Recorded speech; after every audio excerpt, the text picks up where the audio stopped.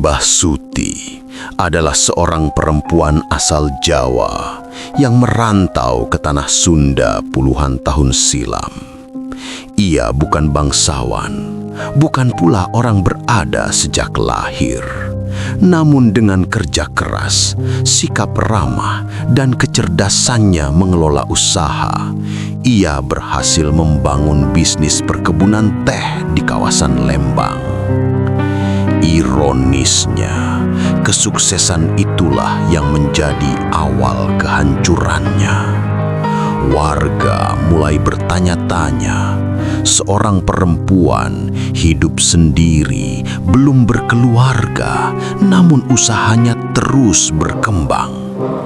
Dari bisik-bisik kecil, fitnah pun lahir. Mbah Suti dituduh memelihara tuyul, dituduh melakukan pesugihan, bahkan disebut sebagai perempuan tidak bermoral. Semua tanpa bukti, semua hanya karena iri. Hari demi hari, tekanan semakin berat.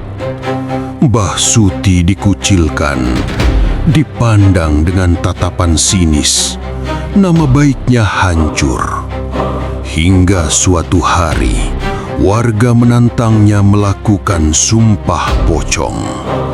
Sebuah sumpah paling sakral yang diyakini akan mendatangkan murka Tuhan jika diucapkan oleh orang yang berdusta. Dengan hati yang sudah lelah, namun keyakinan penuh bahwa dirinya tidak bersalah, Mbah Suti menerima tantangan itu. Ia dipocongi, disumpah atas nama Tuhan, dan bersaksi atas kebenaran dirinya sendiri. Sejak malam itu, hidupnya tidak pernah sama lagi. Setelah sumpah dilakukan, kondisi Mbah Suti menurun drastis. Ia sering mengeluh melihat bayangan hitam besar berdiri di sudut kamarnya.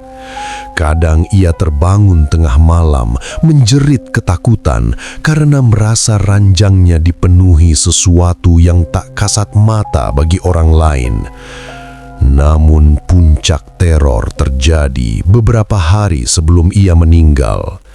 Suatu malam, dari balik jendela kamarnya, Mbah Suti melihat iring-iringan keranda bambu digotong sosok-sosok hitam. Keranda itu berhenti tepat di depan rumahnya, dan ketika terbuka, ia melihat dirinya sendiri di dalamnya, terikat kain kafan. Sejak saat itu, ia seperti sudah tahu ajalnya sudah sangat dekat. Tak lama setelah kejadian itu, Mbah Suti meninggal dunia. Namun kematiannya tidak membawa ketenangan. Warga yang dulu memfitnahnya menolak jenazahnya dimakamkan di pemakaman umum desa. Jenazah akhirnya dipulangkan ke kampung halamannya di Jawa. Namun, teror belum berakhir. Saat malam ke-7 tahlilan di rumah peninggalannya, para jamaah dikejutkan oleh sosok yang berdiri di depan pintu. Sosok pocong, diam memandang ke dalam rumah.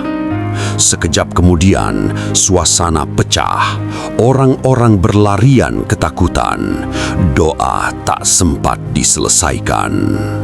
Bertahun-tahun kemudian, Teh Rini, keponakan dari orang kepercayaan Mbah Suti, mengunjungi makam aslinya di kampung.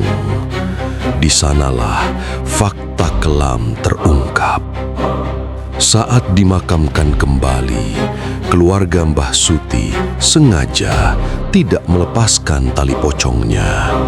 Tujuannya satu, agar arwah Mbah Suti menjadi penagih janji bagi mereka yang telah memfitnahnya. Dan satu persatu, orang-orang yang paling kejam padanya mengalami nasib buruk. Sakit aneh, gangguan jiwa, hingga kematian yang tak wajar. 3 tahun lalu, Teh Rini dan teman-temannya berlibur di Lembang. Beberapa dari mereka dengan sombong masuk ke rumah kosong peninggalan Mbah Suti. Di sana, mereka bertemu seorang perempuan cantik yang memberi mereka makanan. Namun ketika dibawa keluar, makanan itu berubah menjadi sesuatu yang tak layak dimakan. Malamnya, salah satu teman Teh Rini mengalami kerasukan. Sosok itu memperkenalkan dirinya sebagai Mbah Suti. Ia mengaku kesepian, ia hanya ingin ditemani. Dan malam itu, Teh Rini melihatnya secara langsung.